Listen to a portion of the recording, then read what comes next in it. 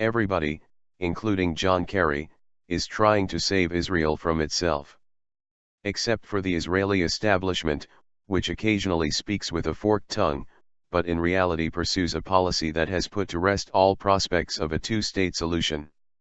This policy was summed up 3 years ago by British-Israeli historian Avi Shlaim with reference to Israel's continuing colonization of the West Bank in the following words: Netanyahu is like a man who, while negotiating the division of a pizza, continues to eat it.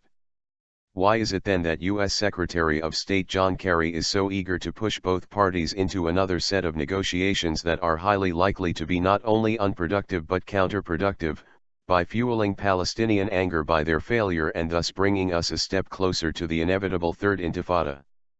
Moreover, despite Netanyahu's lip service to the concept of two states, some of the most influential figures in the Israeli cabinet have made it clear that the two-state solution is dead.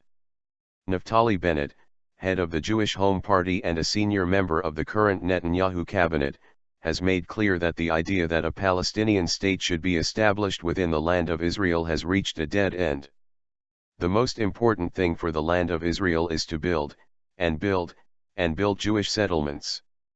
Dan Danon, the deputy defense minister and a leading member of Netanyahu's Likud party, has similarly stated that Israel should declare sovereignty over the Jewish settlements and empty areas of the West Bank and that the fate of Palestinian blocks should be determined in an agreement with Jordan.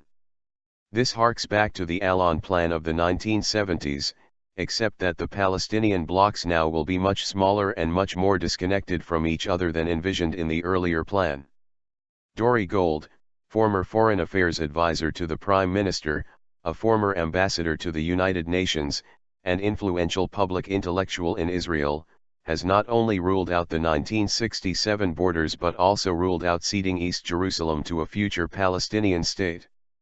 He insists that there cannot be a two-state solution without Israel retaining military control of the Jordan Valley, a derogation of sovereignty that even the most pliable Palestinian interlocutors, such as Mahmoud Abbas and Saeb Erekat, are bound to reject.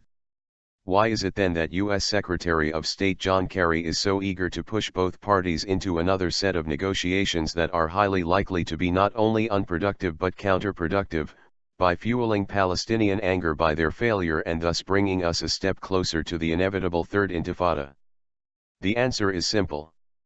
The United States needs Israel and the Palestinian Authority to start negotiations for the sake of negotiations well before the UN General Assembly convenes in September so that it can be spared another major embarrassment on the issue of Palestinian statehood when the General Assembly convenes.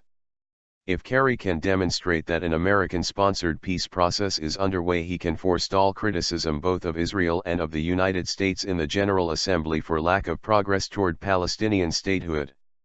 The primary reason for the Kerry initiative is to deflect international criticism of the United States for its failure to stop Israeli colonization of the West Bank, which is rendering Palestinian statehood impossible. It has become increasingly clear to seasoned observers of the Middle East that Washington's inability to make a dent in Israel's settlement policy is not only a question of the tail wagging the dog, it demonstrates that on the Palestine issue the dog and the tail have switched roles. Head to head, Israeli settlers, patriots or invaders. Paradoxically, the American failure to stop Israel from establishing and expanding Jewish settlements and de facto annexation of more and more Palestinian land may appear comforting to the discerning Palestinian observer, for it is more than likely to lead to a reunified Palestine within the borders of the British Mandate.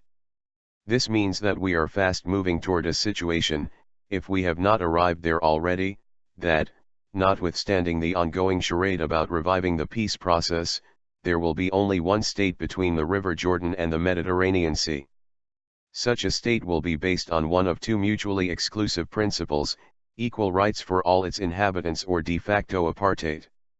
The chances are that the dynamics of the state will be Jewish superiority and Palestinian inferiority amounting to apartheid.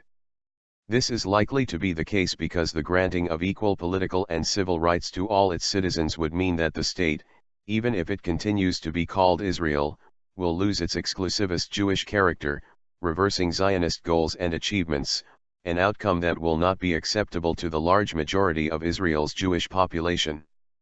An apartheid state such as the one envisaged above, which is likely to be the end result of the present trajectory of Israeli policies, will be a recipe for perpetual conflict between the two peoples inhabiting the territory between the River Jordan and the Mediterranean Sea. Even a seasoned U.S. Army general, John Mattis, head of the U.S. Central Command until his retirement 2 months ago, warned in a recent interview that the present situation is unsustainable. According to him, without a separation of the populations, either Israel ceases to be a Jewish state or you say the Arabs don't get to vote, apartheid. That didn't work too well the last time I saw that practiced in a country. Moreover, the US paid a military security price for Israel's policy every day, because the Americans were seen as biased in support of Israel. The emergence of an apartheid state is likely to be accompanied by international opprobrium as well as global ostracism of Israel, an outcome that even the United States will be unable to prevent despite its veto power in the United Nations Security Council that it has used so many times to such good effect in preventing resolutions critical of Israel from being passed by that august body. What is more, conflict within a binational but apartheid Israel is bound to spill over its borders, triggering off one or a series of major regional conflagrations. If this scenario unfolds, and given present indications it is likely that it will within the next decade or two, it will have extremely deleterious consequences for the United States and other Western powers that have major strategic and economic interests in the region but are seen as staunch supporters of Israel. Mr. Kerry's shuttle diplomacy and the reconvening of talks between a discredited Palestinian Authority and a less than honest Israeli government are unlikely to stop this future from unfolding.